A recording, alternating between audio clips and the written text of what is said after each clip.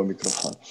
Boa noite a todos, e estamos a chegar praticamente ao fim, temos esta semana e outra, e para já eu quero dar os parabéns a todos os resistentes que ainda estão por aqui, no fim de 16 semanas com um pequeno interregno no verão, e correr assim o olhar sobre o livro de Gênesis sem conseguir dar atenção a cada parte.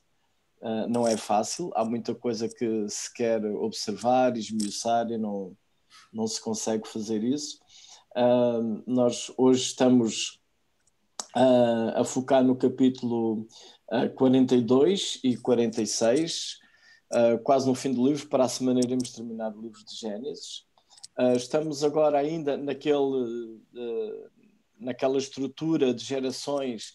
Esta ainda é a geração de Jacó, segundo Gênesis. No entanto, o texto praticamente vai falar mais sobre José, e isso é algo que temos que nos habituar. São as gerações e vem o nome de uma pessoa, mas a vida que é narrada por vezes é o filho.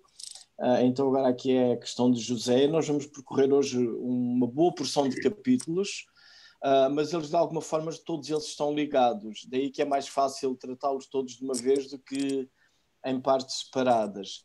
A leitura que o irmão Serafim Miranda vai fazer, então ele vai iniciar no capítulo 39, os primeiros 6 versículos, ou seja, digamos que é o texto da chegada de José ao Egito, depois de ele ser vendido, e depois também ele vai dar um salto em alguns capítulos e vai ler uma porção no capítulo 45, já quando houve todas as peripécias da ida ao Egito por causa da fome, o encontro com os irmãos, etc. E de alguma forma eu quero que nós possamos juntar estes dois textos. Se quiserem abrir as vossas Bíblias enquanto a leitura é feita, e depois tentar ter ali os dois textos à mão para manter em mente. Então eu pedi ao irmão Serafim para fazer a leitura, por favor. E José foi levado para o Egito, e Potifar, eunuco de Faraó, capitão da guarda, varão egípcio, comprou da mão dos ismaelitas que o tinham levado lá. E o Senhor estava com José, e foi varão próspero, e estava na casa do seu senhor egípcio. Vendo, pois, o seu senhor que o Senhor estava com ele, e de tudo o que ele fazia o Senhor prosperava em sua mão, José achou graça aos seus olhos e serviu-o, e ele pôs sobre a sua casa, e entregou na sua mão tudo o que tinha. E aconteceu que desde que o pusera sobre a sua casa e sobre tudo o que tinha, o Senhor abençoou a casa do egípcio, por amor de José. E a bênção do Senhor foi sobre tudo o que tinha na casa e no campo.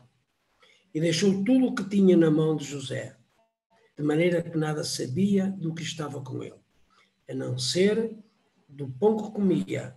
E José era formoso de parecer e formoso à vista. Nestes capítulos, nestes versículos, José estava numa situação que não sabia o que é que se passava. Era uma incógnita. Ele poderia até estar apreensivo. Por que razão estava a acontecer aquilo? Desprezado pelos seus irmãos, vendido como um escravo e agora ao serviço de um egípcio. Posso ler o 45? Sim, sim.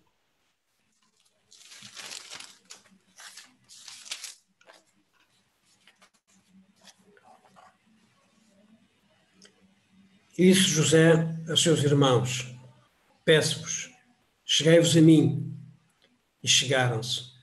Então disse ele: eu sou José, vosso irmão, a quem vendeste para o Egito. Agora, pois, não vos entristeçais, nem vos pese aos vossos olhos uma vez vendido para cá. Porque para a conservação da vida, Deus me enviou diante da vossa face. porque já houve 2 anos de fome no meio da terra. E ainda restam 5 anos em que não haverá lavoura nem cega. Porque Deus me enviou diante da vossa face para conservar a vossa sucessão na terra e para guardar-vos em vida por um grande livramento. Assim não foste vós que me enviaste para cá, senão Deus que me tem posto por pai de Faraó e por senhor de toda a sua casa e como regente em toda a terra do Egito.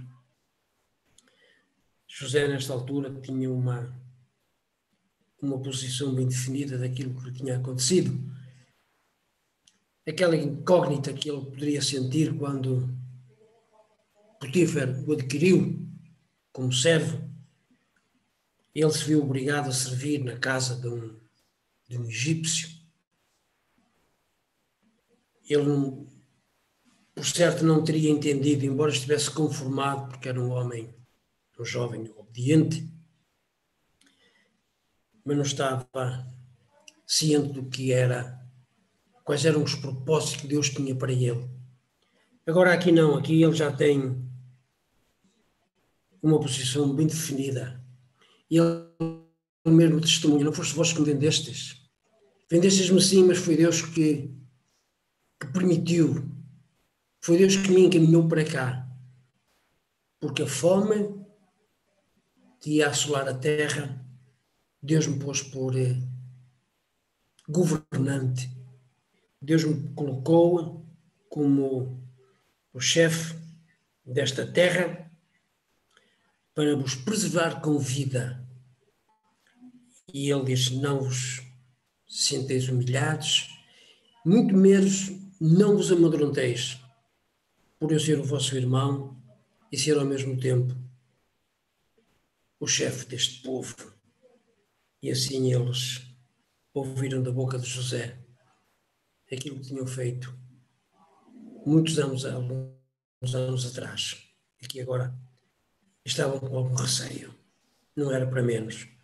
Eles tinham cometido algo muito grave, mas foi Deus que permitiu. Esta passagem, tanto uma como outra, nos leva a Romanos 8:28, em que todas as coisas contribuem para o bem daqueles que amam ao Senhor e são chamados com o seu decreto. E às vezes nós não sabemos o que Deus tem para nós. E certas situações que vêm à nossa vida são no futuro, ou mais tarde, nós vamos descobrir. Foi o que José descobriu, que Deus tinha um plano para ele, quando ele não sabia. Mas deixamos o resto para o nosso irmão, que ele tem muito para nos explicar. Obrigado, irmão. Eu vou partilhar aqui os meus slides. Preciso de permissão para partilhar os meus slides. Então, conforme a leitura que nós ouvimos, estamos a tratar, a incidar mais agora na vida de José, e temos esta passagem em que ele sobe de uma situação de escravo no Egito para uma situação de governador no Egito. Essa é a primeira parte. Temos uma segunda parte em que o foco vai andar em torno da reconciliação familiar. Se nós já tínhamos visto em alguns estudos atrás que houve tensões entre Jacó e Esaú, que andaram 20 anos, aqui nós também temos as mesmas tensões familiares e, em grosso modo, os 20 anos andam na mesma, com estas tensões por resolver. Para termos uma ideia das movimentações que há nestes textos que lemos, portanto, temos ali, primeiro ali a Lilás, a caravana midianita, os irmãos Lilás tracejado, quando eles saem para apacentar o gado e vão até Dotã, a viagem de José para ir lá ter com eles, e depois então a verde nós temos possivelmente o caminho que a caravana dos midianitas, sendo eles mercadores, preferiam usar o caminho da costa, era um caminho bem mais rápido e seguro do que aquele que até ali mesmo os irmãos faziam, se bem que para os irmãos era mais conveniente porque eles estavam em Beersheba, e ali do Negev ficaria mais prático o caminho, a rota das setas vermelhas, e estas trajetórias para o Egito são bem diferentes da trajetória que depois Israel, como nação, fez através da península do Sinai. Portanto, eles desceram, mas eles saíram do Egito, foram em direção ao sul. Portanto, estas movimentações estão mais ligadas com José e os seus irmãos. A estrutura que nós temos aqui sobre estes capítulos da vida de José tem uma estrutura paralela. Eu já tinha mostrado aqui algumas estruturas, se vocês recordam, tinham uma forma concêntrica, as ideias eram paralelas, mas o primeiro tema era idêntico ao último, o segundo ao penúltimo, e por aí assim fora até os temas se encontrarem no meio. Esta não, vai a ideias paralelas, portanto temos sempre dois temas mais ou menos de ideias paralelas. E eu só queria que me confirmassem se alguém me está a ouvir, porque nos meus auscultadores ficou um som absoluto. Sim, ok, obrigado. Então nós temos, primeiro, temos ali uma questão de tensões que nos são narradas entre José e os irmãos. Isto no capítulo 37 há dois momentos que as tensões descrevem com A e A linha. Depois nós também temos uma questão de tentação sexual, uma delas envolvendo Judá e outra José, no capítulo 38 e 39. O capítulo 38 faz ali um interregno na sequência, o texto que começámos a ler hoje, ele dá continuidade aos eventos narrados no capítulo 37. E o 38 é como que temos ali uma pausa para descrever o que aconteceu com Judá. Depois temos o 40 e o 41, em que temos José em torno de sonhos, portanto ele interpreta os sonhos dos companheiros da prisão, posteriormente vai interpretar os sonhos de Faraó, que de facto é apenas um sonho, e é interessante que o narrador primeiro informa-nos que é apenas um sonho, e depois quando José vai falar com Faraó explica também que ambos são apenas um sonho, e nós aqui também podemos tirar um pequeno princípio para a interpretação bíblica, por causa da repetição. Depois temos então os irmãos vão para o Egito buscar comida, temos essas movimentações no 42 e 43, duas vezes. Então José encontra-se, a primeira vez está mal escrita, encontra-se com alguns de seus familiares e depois com toda a sua família. Prosperidade no Egito, temos o F e o F', depois na segunda parte em que os filhos de Jacó já são abençoados, e depois, por fim, que iremos ver para a semana também, nós iremos ter então a morte do patriarca Jacó e também de José. Portanto, é uma narrativa que esta tem a estrutura com ideias paralelas, uma a seguir à outra, e vão sendo repetidas. Esta parte de José no Egito, nós já tínhamos visto um pouco a semana passada, atenção, e quando ele é vendido às midianitas, mas hoje iremos ter dois blocos principais.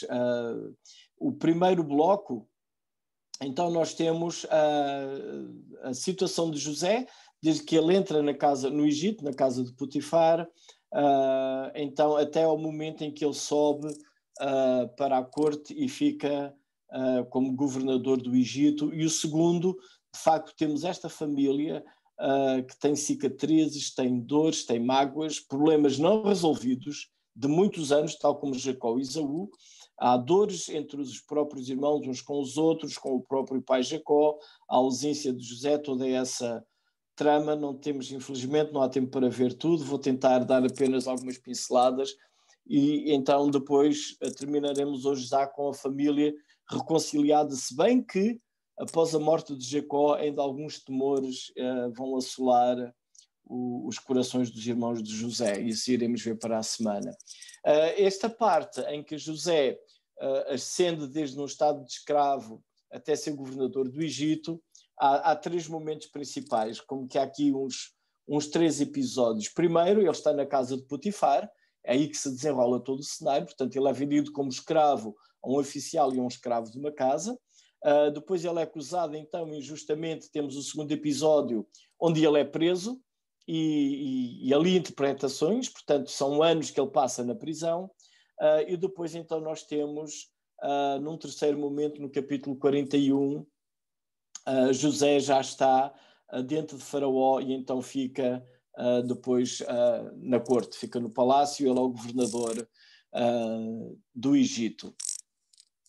A segunda parte, então nós temos 4 momentos a partir do capítulo 42 e basicamente são movimentações e a narrativa aí ela oscila entre decorrer no Egito, decorre em Canaã, decorre no Egito, conforme os irmãos vão e vêm, os discursos vão acontecendo, Jacó com os filhos para eles irem buscar comida ao Egito ocorre em Canaã, as conversas de José com os irmãos ocorrem no Egito, então estas movimentações, e temos uma primeira viagem em que ele realmente exerce ali alguma disciplina sobre os irmãos, há uma segunda viagem que ele os recebe, mas para os irmãos nem tudo corre bem, parece que anda ali algum problema para resolver. Depois então, através do mordomo dele, os irmãos são também testados e finalmente reconciliados, e na última parte, no capítulo 45, toda a família migra para o Egito. Ok, a primeira secção. Queria dar aqui um destaque sobre, em especial, a primeira parte. Portanto, nós temos José, o quadro, José está na casa de Potifar, ele é vendido ali como escravo e a narrativa anda rápido, mas isso passam-se alguns anos. Entretanto, convém não lembrarmos que José tinha 17 anos quando a história começa, tinha 17 anos quando ele sai à procura dos irmãos, então ele é vendido naquela altura.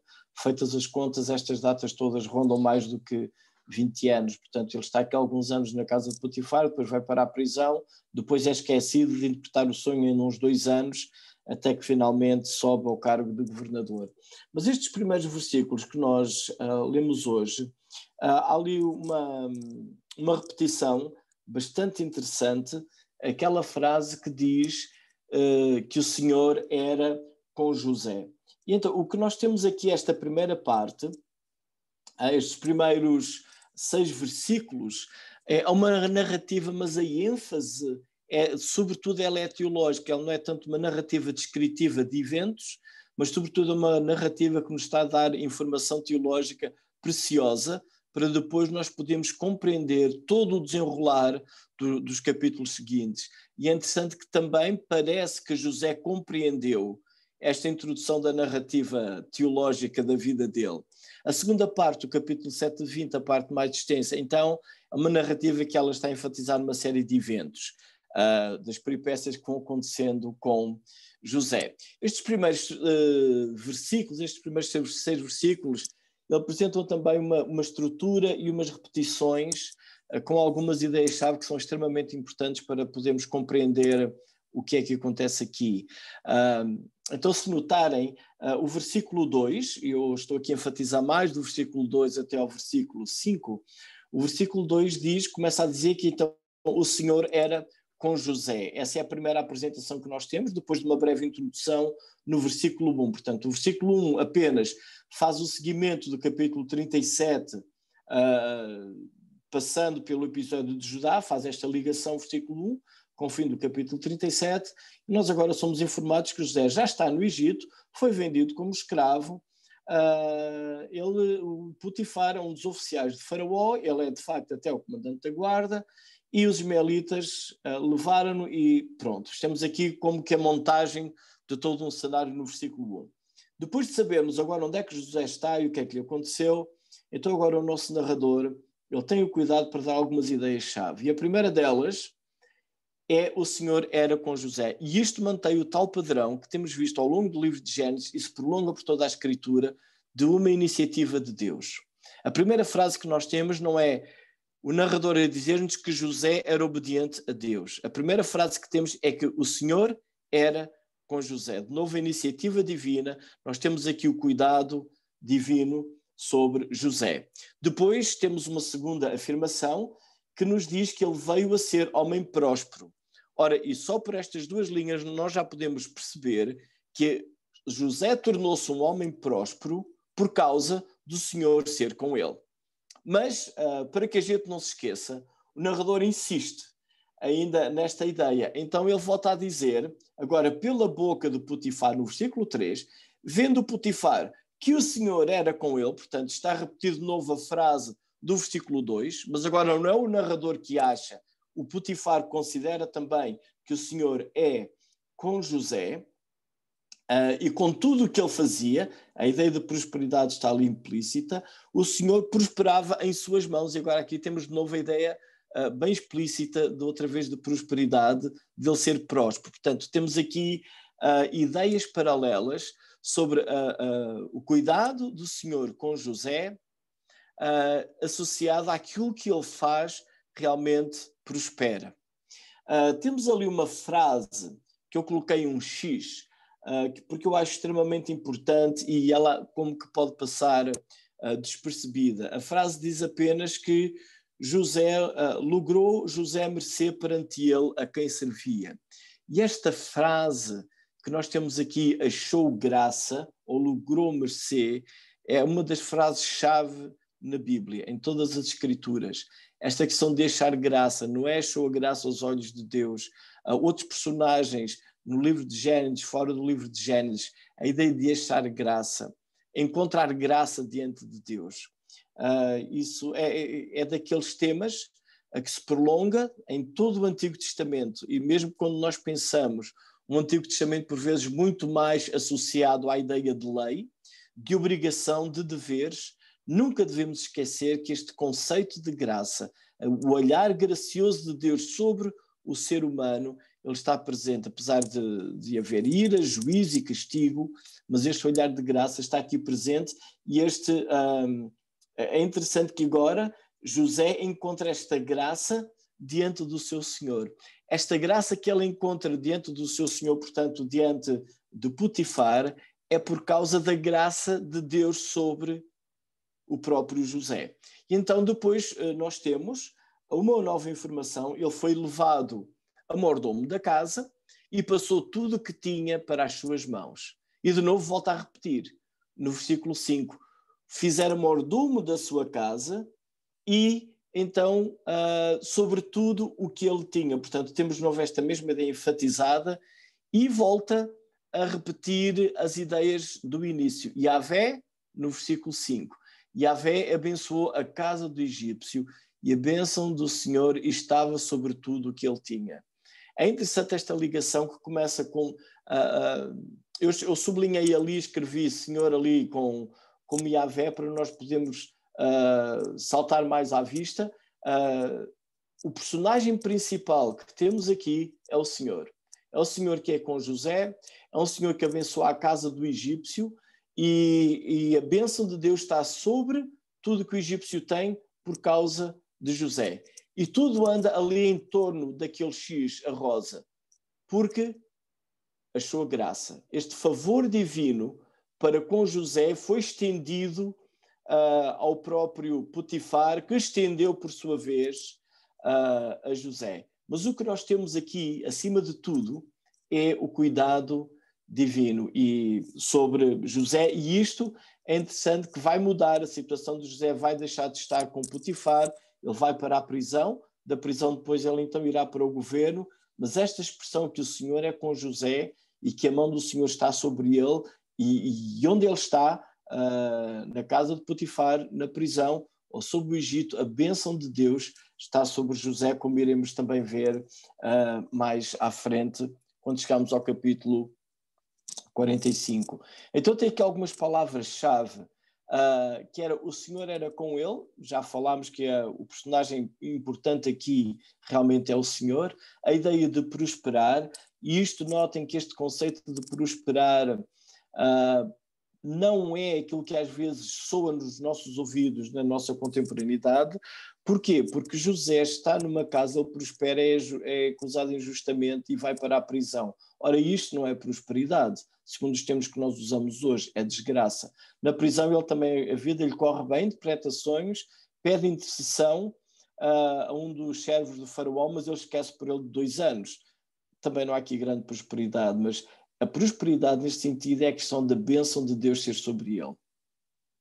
E aquilo que ele faz, ele tem a bênção do Senhor, ele tem a presença de Deus. E nesse sentido, essa é a prosperidade, então, que José está aqui a usufruir. Também estas ideias que ele ficou mordomo, ou seja, ele era responsável por uma série de coisas que não eram necessariamente dele, mas ele era um bom gestor. E estas ideias também não são novas no livro de Gênesis. Nós já vimos quando Deus criou o homem, colocou-o no jardim para ele cuidar e guardar. O mesmo princípio de criação está aqui demonstrado. Portanto, se nós somos mordomos daquilo que Deus nos dá, tal como José, o Senhor estava com José, e isto pode se estender a nós, o Senhor é connosco.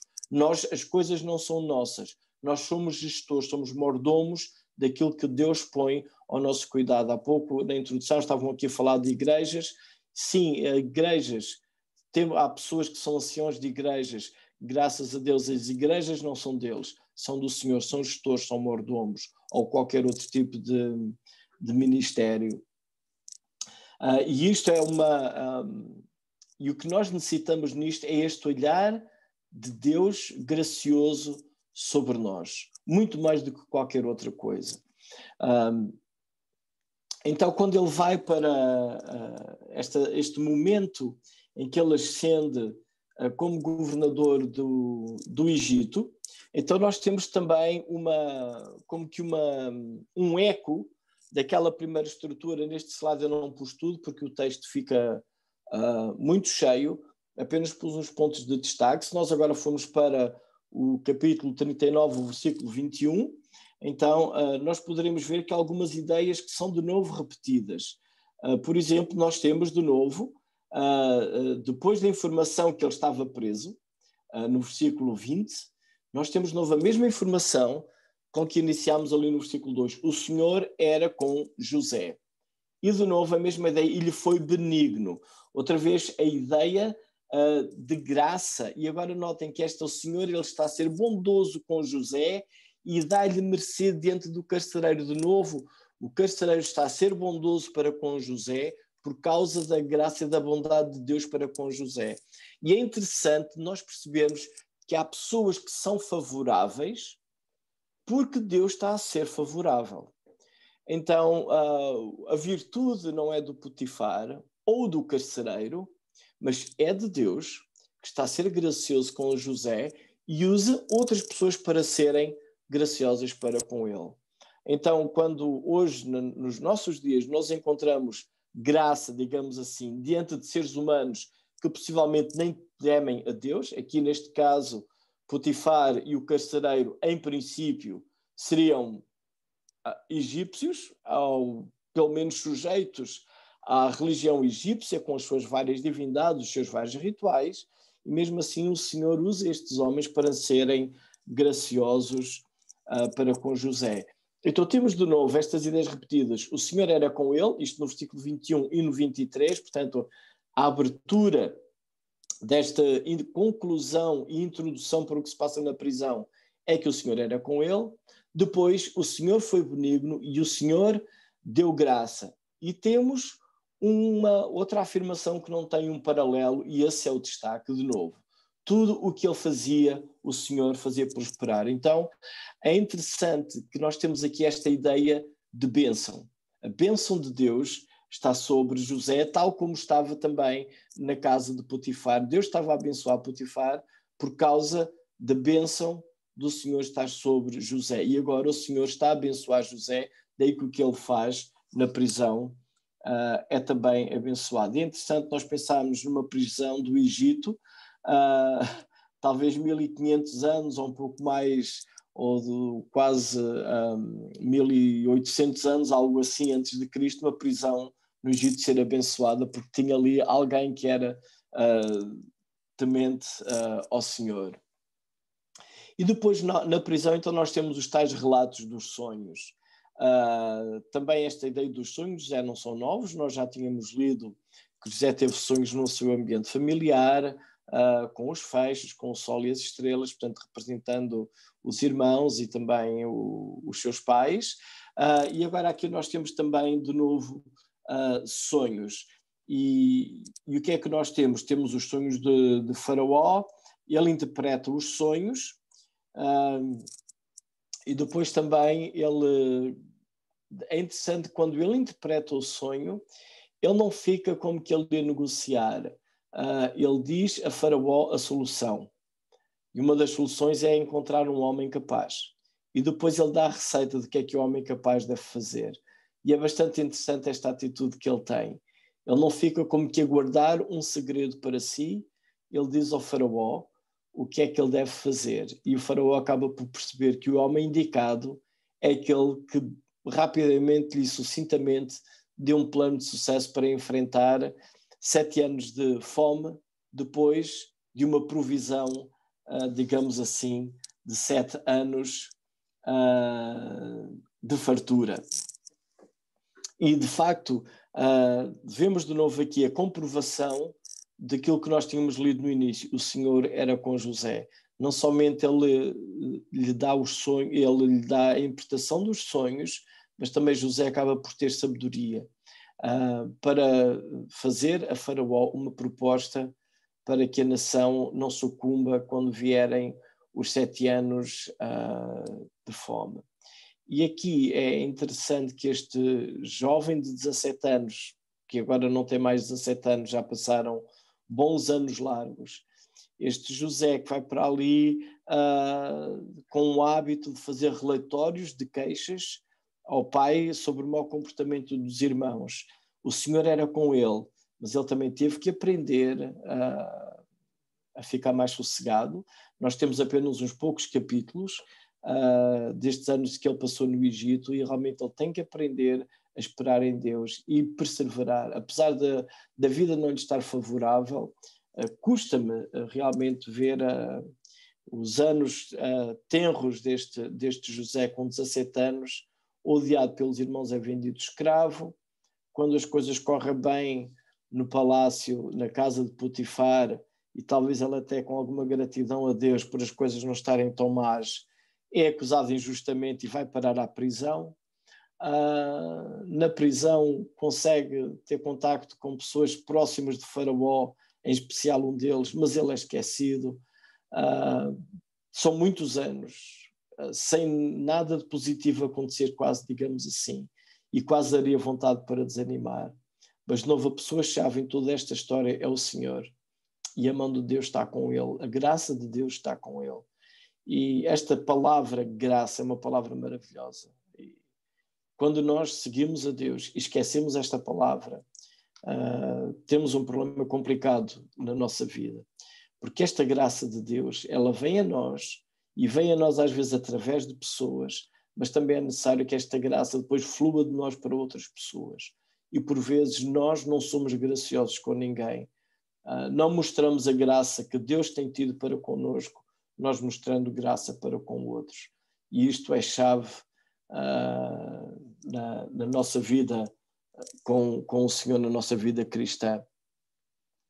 Este momento em que a família então é reconciliada, nós temos aqui várias viagens. Temos uma primeira viagem em que José está a disciplinar os irmãos, e ele é duro, ele faz os irmãos sofrerem de alguma ansiedade.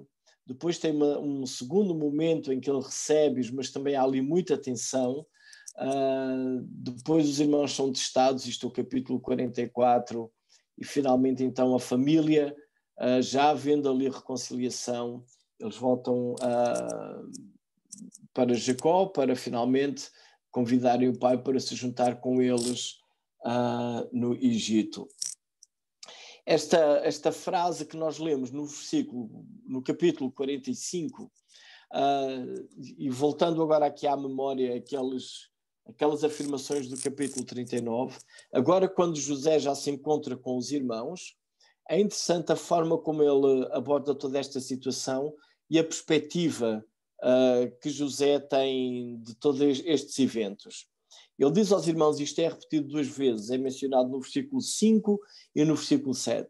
Deus me enviou adiante de vós. E de novo nós temos aqui uma pequena estrutura que também ajuda a tirar estes pontos importantes.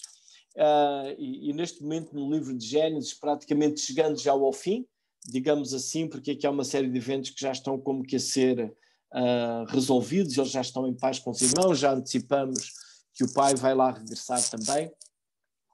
Mas esta estrutura do versículo 5, que depois continua no 7, ela é bastante interessante. Então, como que José diz para a conservação de vida, Deus me enviou adiante de vós.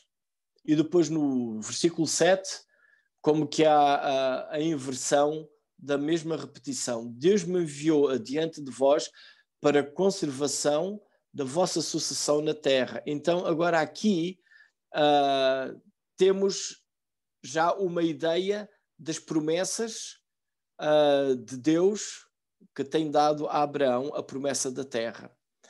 E aqui a Terra, fica aquela questão na Terra, planeta Terra, ou eles terão que fazer uma breve transição no Egito para que eles possam sim continuar na Terra, como mais tarde ele crê que isso irá acontecer quando eles saírem do Egito. E de novo aquele ser que de certa forma repete a ideia do versículo 5 para vos preservar a vida.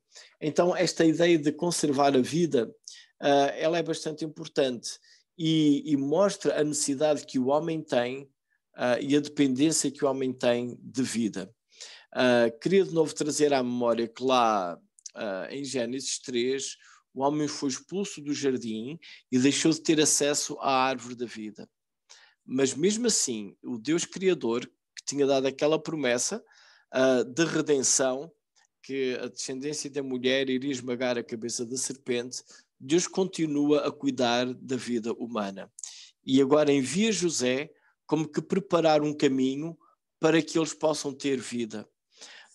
E isto faz lembrar também a forma como Deus, já no Novo Testamento, enviou Jesus também, primeiro João Batista, para anunciar quem vem, para preparar o caminho para que nós também possamos ter vida. A forma como o Antigo Testamento vai antecipando algumas coisas que Jesus veio fazer em toda essa plenitude é bastante interessante. Se por um lado nós estamos aqui a falar de uma vida biológica, num primeiro momento, não podemos também deixar de pensar que há a vida que une a Deus, aquela vida que José tinha de proximidade com o Senhor e do olhar gracioso também sobre José. E então esta conclusão que ele tira no versículo 8, que de certa forma antecipa uma outra que ele irá ter mais à frente, quase já no fim do livro, e iremos só mencioná-la para a semana. A conclusão que ele tira é: não foste vós que me enviastes para cá, antes foi Deus que enviou. Deus me pôs por pai de Faraó, senhor de toda a sua casa e como governador em toda a terra do Egito. E há aqui alguns pontos interessantes que eu não queria que deixássemos passar. Em primeiro lugar, quem vendeu José como escravo, quem atraiçoou, quem queria matar, foram os irmãos. Então os irmãos fizeram aquilo que eu tenho ali, a coisa má. No entanto, quem envia José para o Egito não são os irmãos. Os irmãos vendem-no como escravo aos midianitas e o Senhor envia-o para o Egito. E é interessante a distinguir estes dois olhares. E o olhar que fica na memória de José é um olhar de que é Deus que o enviou, não é o sentimento de que os irmãos o venderam. E para ele falar desta forma, há duas coisas que são necessárias. Primeiro, ele tem que ter já no seu coração algum sentimento de perdão e de amor para com os irmãos. Senão a primeira coisa que ele poderia fazer era atirar a cara: eu estou aqui porque vocês me venderam como escravo. Mas a razão que ele vê não é essa, não é isso que ele menciona. Além dele, aqui já percebemos que ele tem perdão, tem amor para com os irmãos e quer restaurar os laços familiares com eles. Ele vai um pouco mais além disso do que do perdão, e ele percebe a mão de Deus na vida dele. Ele percebe que apesar do mal que os irmãos fazem, havia uma outra coisa muito mais importante que estava a acontecer num outro plano, que ele não sabia na altura, que os irmãos não sabiam na altura, nem o pai tampouco sabia, mas havia alguma coisa num plano divino que, como que José, ele foi à frente preparar um espaço, um lugar, dando também já a cumprir aquilo que o Senhor tinha prometido a Abraão: em ti serão abençoadas todas as famílias da terra. E isto porquê? Porque vinha fome. E quando José vai lá, assim ele prepara a sua família, o espaço para a sua própria família estar lá, mas também os egípcios, eles são salvos por causa de José. Os outros povos de Canaã escapam à fome porque vão ao Egito comprar a comida por causa daquilo que José fez. Então, de alguma forma, todas as nações deste mundo conhecido de então, ali da zona de Canaã, do Egito, e podemos pensar em toda aquela zona circunvizinha do Egito, que era considerado o celeiro do mundo de então, todas essas civilizações, esses povos, essas etnias, elas estão a sobreviver por causa daquela promessa que o Senhor deu a Abraão: em ti serão abençoadas todas as famílias da terra. E esta bênção de alguém descendente de Abraão abençoar os outros, ela está a antecipar a bênção final que acontece com Jesus, de que através desse descendente, sim, de Abraão, dessa linha de promessa, que vem Jesus, e nele também todas as famílias da terra podem ser abençoadas. Também é interessante o discernimento que José tem. Ele é alguém de confiança, a mão do Senhor está com ele, mas ele é de confiança com Potifar, ele é de confiança com o carcereiro. Tanto num caso como no outro, esta ideia é repetida, eles confiaram tudo que tinham para com José. E é interessante esta fidelidade, esta atitude que José tem, que se mantém tanto na casa de Potifar como na prisão. Ele poderia descuidar-se, revoltar-se ou desleixar-se de qualquer palavra deste género quando ele foi para a prisão. Ok, quando ele estava na casa de Potifar, sim, tinha que gerir a casa, talvez seria um pequeno palácio, a casa de responsabilidade, alguma coisa desse género, então ele iria se empenhar, mas na prisão aquele é o ódio, gente cruel, não vale a pena empenho, não vale a pena confiança. Mas é interessante que não é o lugar que definiu o homem neste caso, é o homem que definiu o lugar. E o caráter de José, ele está presente e é o mesmo num local mais conveniente como no local que não é tão conveniente. Também, muito importante a conclusão que José tira é quando ele chega, o olhar que ele tem sobre chegar a governador do Egito, ou esta expressão que ele usa por pai a Faraó, ele não atribui a ele próprio, ele não atribui à sua inteligência, à sua própria capacidade, ele não estabelece aqui uma equação dizendo porque eu fui fiel a Deus, Deus recompensou-me e eu agora estou nesta posição. Ele não usa essa fórmula. Ele diz, Deus é que Deus é que me pôs por pai a Faraó. Portanto, ele percebe que na ação errada dos irmãos, ao venderem ao Egito, a presença de Deus está lá, mas também quando ele sobe para o Egito é a presença do Senhor que está lá. E este discernimento que ele tem é extremamente importante, porque ele nem fica irado ou irritado porque os irmãos o vendem, porque ele percebe a presença de Deus, como ele também não fica orgulhoso nem vaidoso quando ele ascende ao cargo de primeiro-ministro, digamos assim, do Egito, porque ele percebe também que é a mão de Deus que o coloca ali. E nós aqui temos uma lição extremamente importante para nós.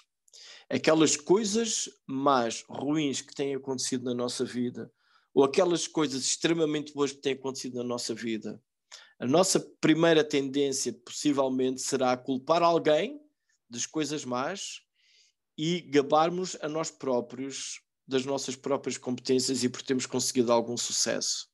No entanto, esta atitude, ela cria uma série de oscilações. Eu fico irado com os outros, eu vou baixo, fico irritado, fico triste, deprimido, ou quero alguma justiça e violência.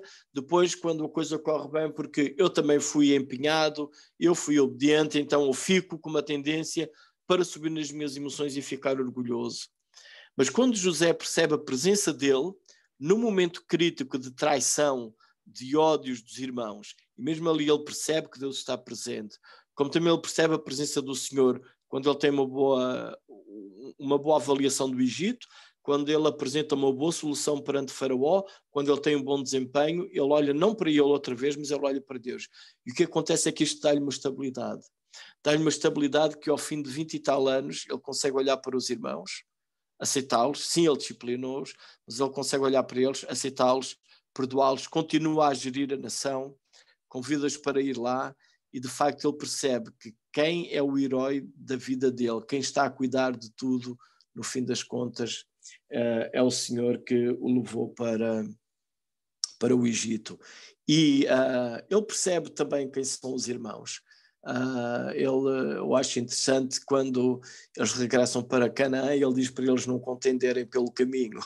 Okay? Ele sabe que se calhar ali ainda havia muitas tensões, muitas culpas, muitas coisas a resolver da parte dos irmãos, mas parece que neste momento José conseguiu vencer as dores e conseguiu perdoar os irmãos e sobretudo reconhecer a mão do Senhor na vida dele. Há vários textos nas Escrituras que nos aconselham a nós olharmos para a vida e reconhecermos o Senhor, reconhecer Deus em todos os nossos caminhos, naquilo que nos agrada e naquilo que não nos agrada. Isso dá-nos uma estabilidade. Nós podemos perceber a mão graciosa do Senhor conosco, em alturas boas, alegres, de sucesso, fantásticas, em alturas críticas, de injustiça, de coisas que não se admite, mas infelizmente acontecem e nós sofremos. E nós podemos perceber a mão do Senhor nisso, é extremamente importante. E não apenas essa questão de percebermos a mão de Deus, mas num país politeísta, onde ele vivia, com a adoração de várias divindades, com o ódio dos irmãos, ele manteve uma boa postura diante da esposa de Potifar. Sabemos também que é-lhe atribuído um nome egípcio, sabemos que ele vai casar com a filha de um sacerdote, portanto ele está bem envolvido dentro de uma cultura politeísta egípcia. No entanto, a sua linguagem de que demonstra o temor e a proximidade e o reconhecimento de Deus da sua vida não muda. E de novo nós temos aqui um desafio para nós, que é viver perto e reconhecendo a mão de Deus na nossa vida, vivendo perto de Deus e reconhecendo a mão do Senhor na nossa vida, e estando nós bem envolvidos numa sociedade que é hostil, que não reconhece, que não teme ao nosso Deus, tal como José. Mesmo assim ele estava lá, foi abençoado pelo Senhor, teve sucesso, a graça de Deus era sobre ele. E eu creio que quando de novo Jesus menciona no Novo Testamento que nós devemos ser a luz do mundo, a missão é essa. Estamos numa sociedade hostil e o nosso papel é esse, é vivermos com o Senhor, reconhecê-lo e transmitir esta graça que Deus tem para nós aos outros que estão também à nossa volta e perto de nós. Para a semana então nós iremos cobrir os capítulos 46 até ao fim do livro de Gênesis, se quiserem ir então adiantando a leitura. Obrigado.